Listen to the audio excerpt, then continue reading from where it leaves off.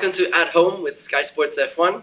I'm here in Spain in my bedroom, and today I'm going to take you through a recap of my top 4 feature episodes with Sky Sports F1 from the last 8 years.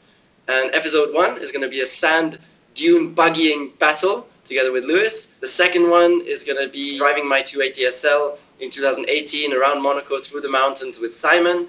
The third one is also in 2018, and it's going to be the time where both my father and I took our World Championship winning cars out on the Monaco racetrack and battled it out. And the last one is going to be a 2019 feature episode, which we filmed in Abu Dhabi, where we just went through again my whole career and how it then climaxed at the World Championship win in Abu Dhabi, and it was filmed right on the start-finish straight where my World Championship win happened. So now let's jump right into episode 1, and this is the sand dune buggying battle near Abu Dhabi, and that was one hell of a crazy day, and I'm going to tell you a few things which you don't know about because some things were not shown. 1, 2, 3. 1, 2, 3.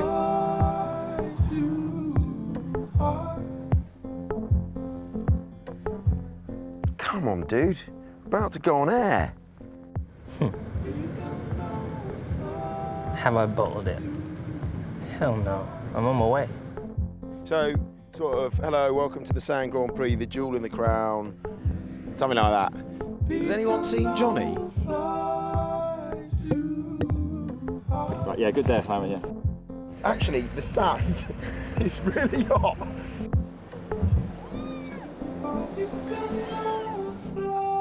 Okay, mate. Yeah. 1 in 5 now. 1 in 5. Hello, everybody. Welcome to the Desert Grand Prix. The regular season may have been decided, but this is the jewel in the crown. This is the one they all want to win, and dusting off the cobwebs for this, these two dinosaurs. Ready for action? This is going to be like Jurassic Park. There's going to be blood everywhere. Right, over here, though, is one of those. But you can take down these veterans easily, can't you, Lewis? How you doing? All right, guys. Right, these two, and this one, getting ready for action. We're going to wait and see Nico. In the meantime, let's go to Crofty, our man in the sand. Sand absolutely everywhere. This is going to be the ultimate challenge, I think, for our 4 king drivers today. We have jumps, we have blind apexes, we have corners that come literally out of nowhere. They're going to feel the heat, Simon Lazenby. Me and you, cooler than a fridge full of Eskimos. Too right, magnificent stuff. It's time to hit the dunes. Eat, sleep, rave, repeat. Merhaba and welcome to this qualifying session here in the desert. 2 laps awaiting our drivers. 2 greats of Formula One, 2 current greats of Formula One, pitting themselves in these sands. When my flag drops, quali starts. Away we go. Come on! Come on! Go, go, oh. Eat, sleep, rave, repeat. Eat, sleep, rave, repeat. Eat, sleep, rave, repeat. And he's just kicked the bollard. He can't do that. Eat, sleep, rave, repeat. Across the line they come. Nora. I must be on pole. Well, not on pace you're not, Damon, but at least you respected the track limits, unlike your other trio. Let's find out what the stewards have to say about qualifying after the break. You saw Herbert with a bollard? Yeah, just you either legs out all over the place. Yeah, well, nothing new. You either throw him out or you give him a 20-second penalty. What about Nico? You see, when Johnny kicked the He bollard, wasn't much quicker than Damon. No, he wasn't. Yeah, that's disappointing. This is ridiculous. Disappointing. You were told to bring the car straight back to the pits. You carried on, didn't apply your brakes. I'm sorry, Lewis. So how am I not on pole? You get a 10-second penalty for benefiting from the bollard being kicked away. Are you kidding me? Yeah, because your line was far too wide. How do I get a penalty for that? Because I'm in charge. I didn't go outside of the bollards. No, you didn't. I promise you. Yeah, we have got a grid. It's Hill on the front row with Rosberg, and in behind Hamilton and Herbert, the 2 raging nutters. No, I didn't. I went accept the penalty. I'm not accepting any penalty. I'm starting on pole. I'm the only guy who drove fairly. Well, as you can see, getting pretty heated there. Let's see what Nico Rosberg made of qualifying. I've filed my appeal. Okay. Yeah, for sure. So Nico clearly not very happy with that. Let's hear what Lewis had to make of qualifying. What do you reckon's going to happen in the race? I'm not going to be able to see, because when you're following these guys, the sand just gets in between the glasses, so we've just asked for some goggles so we can actually follow each other. Yeah, because it's just incredible. It's so much fun out here, though. Johnny, you're at the back of the grid. What can you do from here? I'm going to go for this, Simon. I'm going to give this everything I've got. Best of luck, big guy. So, Lewis, we could be in for a good ride today. Yeah, you look like you're going to be pretty slow around the track. Let's go. So, Nico, second on the grid.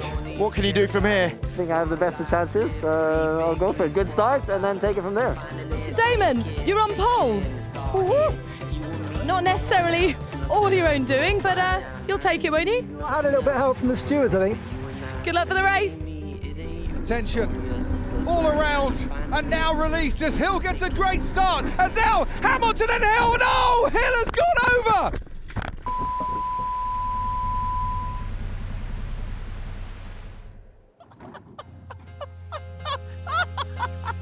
Are you okay, buddy? Everything's upside down. 100 days, 2,000 miles, to you I'd run. Hill shaken but not stirred. The serious business though still needs resolving here. We've got to start this race again. Rescue, darling. My shirt is torn, the shoes I wore, my blood's been drawn, but still And away we go for the second time of asking. Rosberg, he's got a problem. He can't find second gear. Damon Hill, what bravery to get straight back into the buggy once more. He's let in Hamilton. Hamilton's trying to let in Herbert. Hamilton and Herbert into the left-hander at 3 they go, and it's Herbert by a car's length. I can't see anything, man. Scrapping away and giving it everything, but Herbert maybe with just a little more downforce. It has to be said, Hill can't quite match the speed this afternoon. I can't see anything. Now we come to the final few yards. It's Herbert who wins for Sky F1. Today in the desert, an oasis of sporting success for the boy from Romford. And I've got to stop because I've got a lump of sand in my throat. And so they told me about this, and they said it's going to be a race, and there's going to be Damon, and I'm not sure if it was Johnny Herbert and Lewis and you, and you're racing. And I'm like, guys, are you crazy? We're going to be buggy racing in the sand dunes, like wheel to wheel. We're all racing drivers, so we don't race just to come third. You know, we race to win. So for me, it was really not a good idea. And so then just before the start, I really chickened out. I chickened out, and I said, I'm just not going to do this. And then they said, okay, well, how about you just drive around in last place? And I was like, okay, but at least I'll do that, but then you must not make it seem like I'm just driving around in last place in the feature film. So somehow they made that look acceptable, and I said, okay, I'll drive around in last place. And then it happened. It happened. It was Lewis against Damon, wheel to wheel, and they banged through the first corner, and then they locked wheels, and Damon rolled the buggy and ended up on the roof. It was so scary. Damon was like white afterwards. I mean, he was proper scared. So that was an interesting episode. And it just goes to show, when racing drivers race, it's to win and not just to come and do a show or whatever. From the battle with the buggies, we go to a man-to-man battle, because the next one was me driving the 280 SL together with Simon through the hills in Monaco in 2018. And my classic car, my 280 SL, is like a baby to me. I mean, I care for it so much. Every detail matters. It needs to be immaculate at all times. And now we were up in the mountains, and we were running late, and I had a new appointment. That's my dog Bailey, by the way. He's a Labrador, silver Labrador. And we were up in the mountains, and I had a new appointment, next appointment, so I had to leave. And therefore, I asked Simon, exceptionally, Simon, would you please drive my car back to my garage just down the mountain? So Simon said, fine, no problem. And I was like, Simon, please be really, really careful. Keep a distance to the other cars. Do everything super carefully. And most importantly, I've parked the car there. You can't open the door all the way because there's a wall. So just open the door a little bit, jump in carefully, make sure to not scratch anything. Maybe I even said take off your shoes because I don't like scratching the aluminium plaques that are at the bottom there. And then get in really carefully, close the door, and go. And I must have said it 3 times, Simon, please be careful, don't open the door fully because there's a wall. you're going to hit the door against the wall. Simon, you're going to hit the door against the wall. Okay, then I was sure, okay, he's got it. I mean, he's going to be super careful. So then I'm about to leave, and what do I hear? Pum! I'm like, I cannot believe this. So I run there, and I look behind the car. What did Simon do? He hit the door. He hit the door against the wall. But in a big way, like you heard the bang. And I just could not believe this. I mean, come on, Simon, that's not possible. So then I look at the paint, and of course, this 1971, like super original, in immaculate condition car had a huge chip of paint missing from the edge of the door, and the white was popping through. Ah, come on, it was not possible, really. And the fact is, we're about two years afterwards now, and Simon, this is a message to you. You still have not paid for this door. So we need to look into that. We need to get this payment sorted ASAP, and that would be great. But yeah, so I've not actually repainted the door yet either. So I'll take a payment on my account to be able to finance the painting of the door afterwards when I get around to do it in the next couple of months. But yeah, that was not a very enjoyable moment. But anyways, we had a good laugh nevertheless. Simon is always late. Every single time. Unbelievable.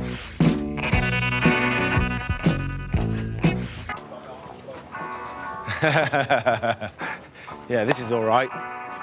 Sorry I'm late. No Sorry problem. I'm late, man. Only 15 minutes, Simon, no problem. I'm used to much worse from you. Oh, tell me about it. I don't think Monegasque helicopters like the rain. That's my excuse. More importantly, welcome to Monaco, my hometown. Beautiful sunny summer's day. Yeah? Huh?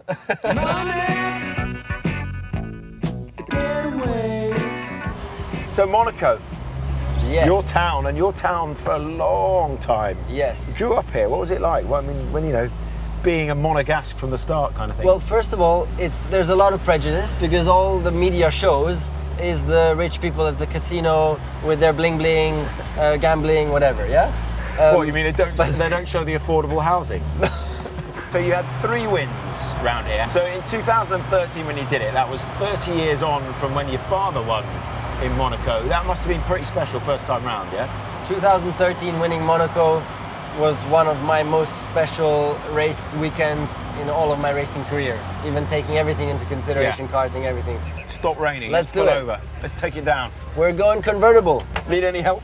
Yep. You do it, yeah, Simon? Yeah, I'll do it. I'll No, sort I'm it just out. kidding. I'm just kidding. I'll Don't click break it. anything. Don't touch, Simon. You're gonna break I've touched the barrier. Wait. Oh. Don't break anything. Tell me I've not broken that. Police problems. Uh-oh. You're ruining my reputation. The Rosas have got us. Excusez-moi, monsieur. I've cared for my reputation for 32 years here in Monaco. But now we're driving with the roof half up, half down. Come on. Okay, let's do one acceleration from pole position, yeah? Okay, pull into the pit box. 3, 2, 1. It's lights out and away we go. Oh, beautiful. It's not quite the same acceleration, but it's got more poise. Come on, that wasn't bad. I didn't think it was that bad. So now I'm going to use the second opportunity. Whoa, without them saying anything. Yeah, go. Right, let's now do we're it. going to do this. Take 2. Handbrake. Right, I won't touch it. What not to do with a classic car, yeah? To put a wet roof But we're going to do it anyway. back into, only for Sky Sports F1. Look at that bus, quick, hit that Oh, space. jeez, Hit that jeez, space, jeez. hit that space. Let's go, We let's need go, to go let's there. go. Oh, yes! Saw the gap, went for it. So now we're going into the most famous square here in Monaco, Casino Square. So you've got the hotel, you've got the casino. And everyone wants to be seen here. If you have a cool car and you want to show off your car, everybody drives through here. So when you're sitting in this cafe, it's pure entertainment. Yeah. Hola. It's bonjour, isn't it?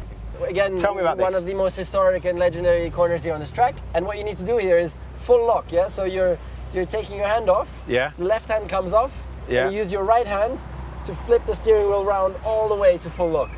We're in the iconic tunnel. Tunnel, my first experience here at GP2, Formula 2 at the time. My first lap through this tunnel flat out. I didn't expect it, I was screaming in my helmet. These guys want my photo, mate. Puedes hacerlo yo, Don't worry yo la about the saco. traffic, it's fine. Yo la saco. Yo la saco. Do you want one as well? Yo la saco. Yeah. Do you want me to take it? Okay, de nada. Adios. Autographs. You just stop. No one cares over here. No one cares. My discotheque is here, where I used to spend my weekends when I was young. Is that when you got the name Called Brittany? Jimmy's. No, Brittany is from Mark Webber and Jensen Button. Is it? Right, pull over, man. We are trashing this classic car. Slowly, Simon, slowly. Yeah, I've got to be careful, haven't I? Slowly. It's delicate. Gently. I'm gonna need you to drive my car back down to my garage. Because you arrived 15 minutes late, so I'm running late now for my next appointment. So I'm gonna have to shoot off once we get at the top there. Do you want me to fix your radio and the heating? No, don't touch the radio, don't touch anything, as a matter of fact. Okay. Thanks, mate. Thank you very much. See you later. As he crashes the door into... Oh! No. I did. I did banged it against the crash. No, it's fine. You really did? No, I didn't. Of course yeah, I didn't. you did. I heard it. No, I didn't. Didn't do anything. Didn't do anything. He really smacked the door against the barrier. No, it's fine. I told him 3 times. That's fine. It's fine. Careful with the barrier. Fine. It's just a tiny little... You really smacked it against the barrier? No, I didn't smack it. I didn't smack it. And what did I say? You said don't touch the barrier. Okay, and what happened then? I touched the barrier. And then after that? I lied. After that? I lied again. No, after that? And now look. Right, stay there. Yeah, I'll pick you up later.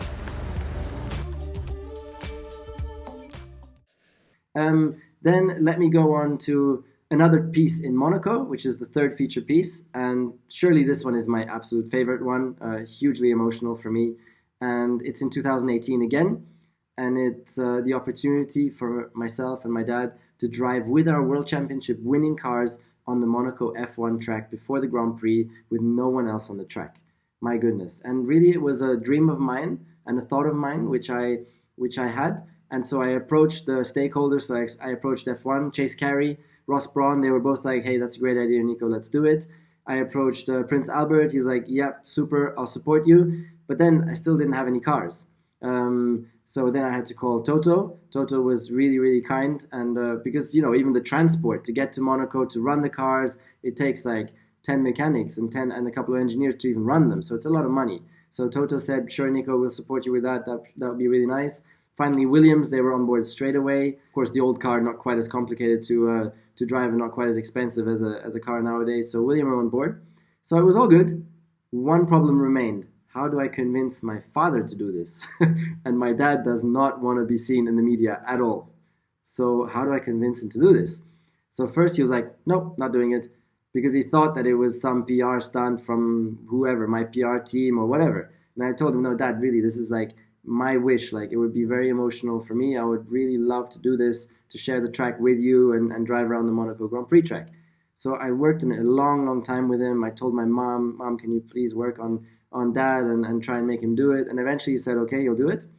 And it was on the edge till the very end, what he would accept to do and what not. But in the end, then he was a good sport. And we had a super emotional time. I mean, just being out on track and having my dad in his World Championship winning car on the Monaco Grand Prix track where you're never allowed to drive. And then like we're battling it out on the track together like that. And I was giving it, like I was going for it in some corners. And even though it was now 2 years after I'd last driven the Formula One car, it still felt like yesterday, like everything came back straight away. And it was wonderful. The new world champion, Keke Rosberg. It's like father, like son for the Rosbergs. You're one of 8 father and son pairings in Formula One history, but only 2 of those, of course, have gone on to be double champions. I mean, incredible. You both made it to be Formula One world champions. Yeah, it's amazing. It is. Yeah, I think winning in Monaco, when Nico won first time in Monaco, I mean, he's obviously a serious winner here, but when he won the first time here, that for me was the big moment. Because, you know, Monaco is special. And the win in Monaco is one of those boxes you have to tick off. Who was the best out of you 2? Who's the best Formula One driver? I never even think of it that way, and I don't. There's no need to. Yeah, and I think it was amazing what you did back in those days, and then now it's a different time. And it's such a difficult thing to compare. We used to go to the track with 7-8 people and run a Formula One car, and these guys went to the track with 70 people. You know, so the engineering power, the detail work, the data, the computer work is there, which wasn't there nowadays. It either ran or it didn't run. I know you love watching F1 on the TV these days. When he was racing, were you shouting at the TV? Were you nervous or going, no, don't do that, do this? No, not like that, but I was very nervous, of course. Now very is the keen. moment to be halfway honest, huh? So you're cool as a cucumber, or what, watching me drive? No, I wasn't cool. I was nervous, but I wouldn't sort of jump and say, why do you do that? Well, I did, actually. So it could happen sometimes, huh? The truth finally comes out. Truth is slowly coming out now. And what about when Nico suddenly, at the end of 2016, retired? What did you think of that? Well, I got the message from my wife, who had received a text message from Nico. Martin, this was the wrong question. The last sentence, right sentence was, please tell Dad too. So that's how I found out.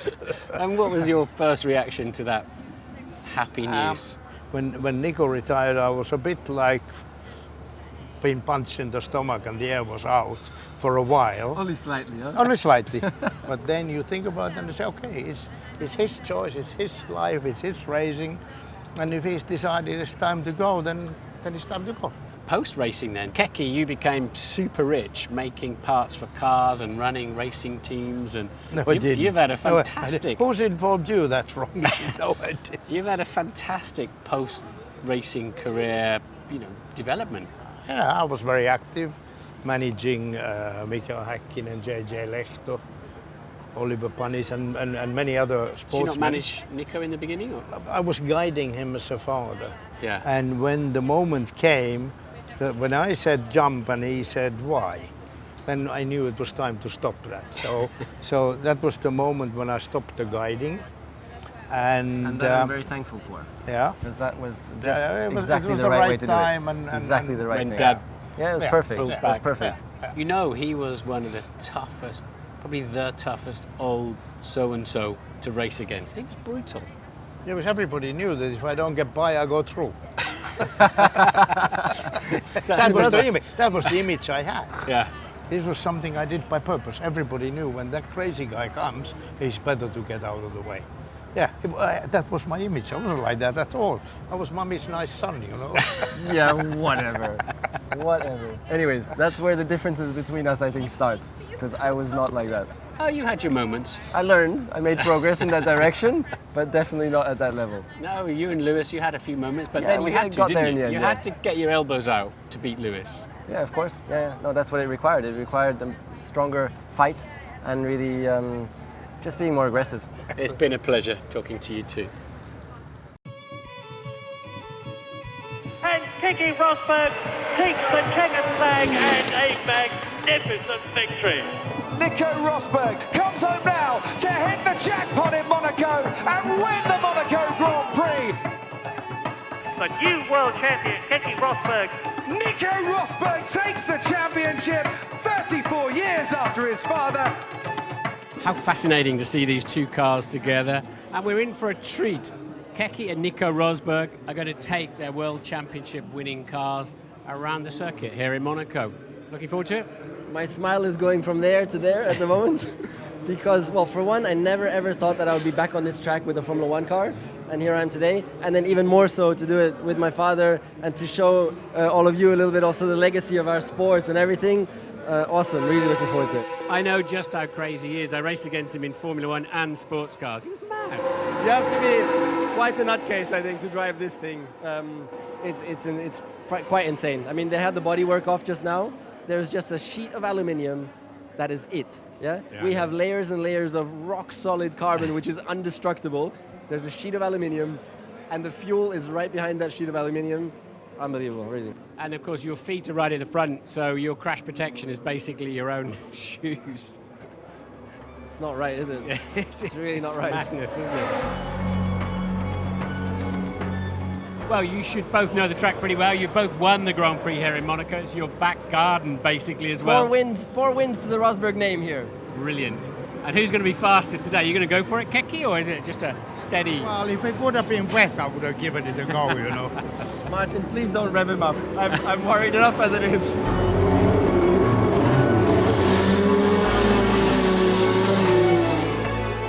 This is brilliant. 2 world titles, one for Keke in 1982, one for Nico in 2016, reunited these two with their winning machines. Paul, which one would you rather be driving? They're both equally special cars, aren't they? The big thing that stands out for me is there's no front wing on Keke's car. Exactly. Keke Rosberg and Nico Rosberg with the streets of Monaco all to themselves. A lock-up going into the Nouvelle Chicane. I rather get the feeling that Nico would like a bit of a faster pace because those tyres must be stone cold out there. And there, Prince Albert himself. Absolutely fantastic. What a parade here in Monaco this morning. So Keke, bringing back good memories? It was actually quite amazing to get in the car on a track which I know. I drove 10 years ago in Bahrain, but I didn't know the track. But here, where you've spent 10 years bounding and bounding and bounding around the track, it came back like in a flash.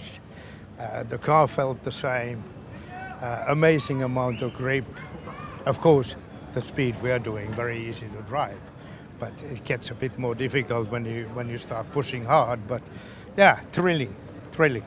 I didn't think it would affect me like that. And how was it for you following your dad around? It was special on many fronts. First of all, because also for me it felt like yesterday.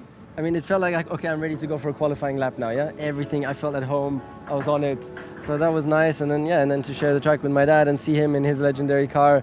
And then on the last lap, I could see that in the corners, you were starting to find the limit a little bit. I was starting to be a bit worried. I was like, please, just keep calm.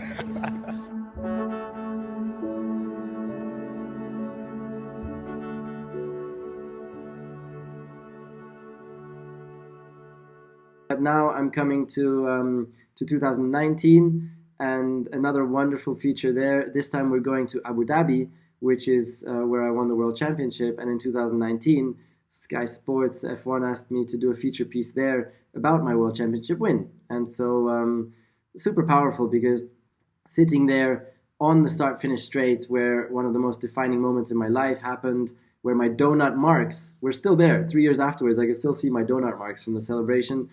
And I got to rethink the whole process, starting with the relationship with Lewis in go-karts. And it's just such a powerful story for me, and it's so fulfilling. And so to review everything like that, and then I'm so thankful, thank you Sky Sports F1 for the way you cut it together, because it was a really wonderful piece, and it really gave me goosebumps again, just watching it back afterwards. So it was awesome, very, very special. And when I was about 13, we were hearing about this young sensation in Great Britain called Lewis Hamilton. My name's Lewis Hamilton and I'm 13 years old. And the next thing I know, hey, what about the idea of putting Nico together with Lewis? And in those 2 years, then we also became really, really good friends. Friends is a big word. At that time already, we are both so fiercely competitive. You know, we were always winning first and second in all the go-kart races. Oh, well, we're not friends. Beibringen und dann später werde ich Formel 1 fahren und versuchen Weltmeister zu werden. I remember very clearly going on holiday in Greece, and we were sitting at dinner one night saying, hey, can you imagine if one day we're going to be like leading the Formula 1 World Championship together as teammates? How epic would that be? Oh! Nico hit me. There's just so much at stake. It's different when you're racing for 3rd, 4th, 5th places, and suddenly you're racing for race wins every single time out there, and for the championship, it's just so big. You know, it's so big. It's your childhood dream. And then sometimes, of course, you'll be pushing those boundaries and using those gray areas, which makes it tough on a relationship. Yeah, it is ironic. No, it's okay. 2016 was then finally my chance to get that championship after 2 defeats the previous years. Once you're in front and you really are the favorite to win that championship, it's in my hands and only I can now lose this thing. I can throw it away. And that puts such an intensity into it, such a pressure. It's one little mistake, one little tire lockup, and my championship was gone, and my childhood dream was gone.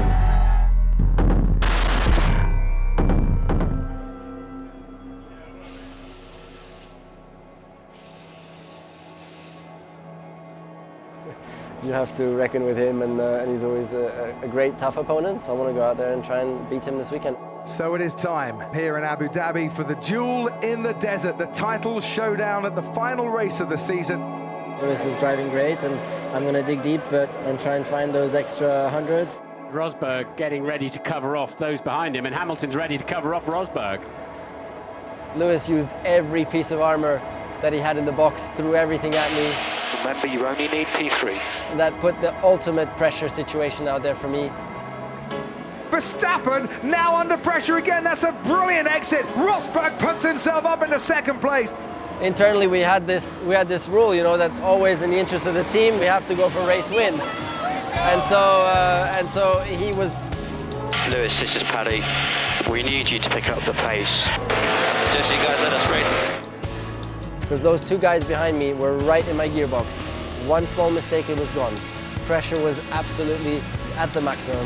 Nico Rosberg is second. He takes the championship. He did it!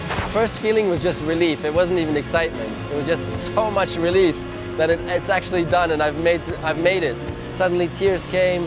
Then my wife Vivian spoke on the radio. Moki, amazing job! I'm so proud of you. You did amazing. Woohoo! That was really probably the first most beautiful moment when my wife spoke to me, because that's when I realized, okay, now it's really, really done. One of the greatest joyful moments in my whole life. To share that with family, friends, with a team that also works so hard, and with all my best friends that were there as well. Unbelievable. To beat Lewis, it took the ultimate life dedication and sacrifice. It was so intense, so horribly intense. When I crossed this line, winning the championship, that's the exact moment where I also decided that I'm retiring, because it just felt perfect. It felt totally beautiful, fulfilled. It was the most beautiful ending possible. I still have the marks from my donut. It's just lovely, lovely memories from my life, and soak them in once again is always beautiful.